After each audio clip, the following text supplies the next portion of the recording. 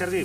Bueno, doncs avui ens traslladem a l'any 1974 on escoltem la banda sonora d'aquesta cançó que és d'aquest any i és Janet, cantant el Por qué te vas, un tema que va composar José Luis Perales exclusivament per Janet. De l'any 74, Janet té ara 65 anys i ja no canta. De l'any 74 parlem de la selecció d'Holanda, la taronja mecànica que aquell any amb el Mundial revoluciona el futbol mundial. Mireu, aquests són els futbolistes d'Holanda i la República Democràtica Alemanya. Sembla unes escales del Corte Inglés. I no. I aquesta és la fitxa del partit que estàvem parlant abans. Holanda... Perdona, Sergi, d'on ho treus tot això, les fitxes aquestes? De casa, jo tinc moltes coses de casa. Moltes.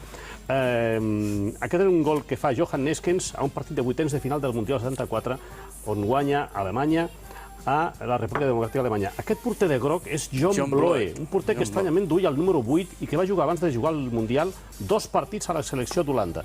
John Bloe va jugar amb molt encert aquell Mundial 74. Malauradament, John Bloe tenia un fill, també futbolista, Eric John Bloe, que es va morir, li va caure un llamp a un partit amistós i el pare estava davant. Aquí tenim John Bloe jugant la final del Mundial 74. Molta gent li ha criticat la postura una mica passiva de John Bloe, aquest segon gol d'Alemanya, de Torpedo Müller, però hi ha una darrera història francament lamentable. I aquest és John Bloe, actualment, el porter de la Holanda del 74, és aquest, el propi John Bloe, el porter del número 8. Són imatges recents, de fa pràcticament un any. Més imatges típiques de la Holanda, no del 74, dels 80.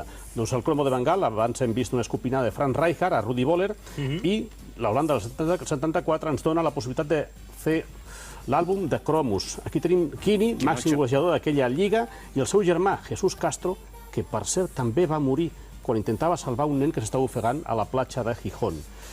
I del 74 també és el Múrcia, veus? Tots els jugadors amb la piloteta, i aquest jugador que tenim ara és Ponce, que va atracar un banc als anys 70 després de jugar al Múrcia. Tanquem el cercle... Pitxi, en aquesta època no hi havia els sous d'ara, no? Tanquem el cercle a Juanito Mulek, que és d'Holanda i es va nacionalitzar espanyol apuntant-se a Múrcia. Dimecres vinent. La setmana que ve... Home, no, això no ho treguis. Bueno, la setmana que ve parlarem dels 30 anys, això es comentarà massa, ho sento, Pichi, d'aquella final del Barça. Jo hi era present, aquella final dels... Jo també.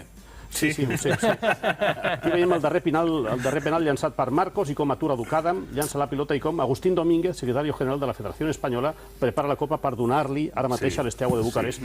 30 anys ja han passat d'aquella fatídica final on hi ha molts interrogants encara. Per què va marxar Schuster? Per què no va jugar Archibald? Moltes interrogants que segurament... Ja te'ls explicaré. El Pichi diu no ho treguis. No te'ls explicaré. I segurament, dies abans... Perdó, aquesta final es va jugar el 7 de maig del 86, el 16 d'abril del 86, el Barça va aconseguir classificar-se per aquella semifinal fotent-li 3 gols al Göteborg. D'això pots parlar, home. Sí, doncs... Qui els va fer, aquests gols? Els gols del Göteborg el va fer Pichi Alonso. Jo vaig estar també al partit d'anada a Suècia, un partit que el Barça juga fatal, que té un parell d'ocasions només, i a la tornada es prepara un gran ambient i el Barça al Camp Nou aconsegueix fer-li 3 gols al Göteborg. Va ser com l'Iniestazo de l'època. Endavant. Sí. Doncs aquestes són les imatges. De Pichi Alonso i una tanda de penals d'infart van donar la classificació als barcelonistes per la maleïda final europea contra l'Esteaua. El Barcelona jugant amb ganes, amb el suport del És públic. Eduard Atenció, Pichi Alonso. qui fa la narració d'aquesta transmi. Primer una autopassada fàcil, teòricament, Pichi. Ja el tenim. Una autopassada maca, fàcil, ho veus clar. No li treguis mèrit, Sergi. No. Un altre 1 contra 1 del Pichi, que fa el segon. I el tercer, aquell remat de cap picat, que fa inútil l'estirada. Aquí la veiem. Centrada de Carrasco amb la dreta i Pichi primer al terra i després a dins.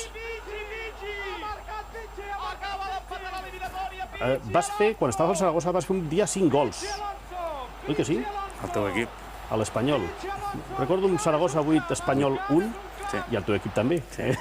Doncs un 8-1 on el Saragossa va fer 8 gols i el Pichi... I el porter era Javier Urruti, que després va ser company meu 4 anys al Barça, i que tenim un company que cada cop que ens dutxem te dia, però com pot ser que esta mierdecita de tio te hubiesen metido 5 goles? Doncs ara m'ha vingut al cap, 5 gols. Però clar, la història ens demostra que al futbol no hi ha res impossible, que no hi ha cap cosa fàcil, com perdre una final amb 100 seguidors de l'Esteaua al Sánchez Pizjuán, 100 seguidors només. Una final? Un moment, jo vull dir una cosa després d'això. Sí. Fort aplaudiment, sempre fantàstica la secció del Sergi Mas i un fort aplaudiment pel Pichi. 30 anys. 30 anys de... Jo en tinc uns quants més de 30, eh? Sí, jo també.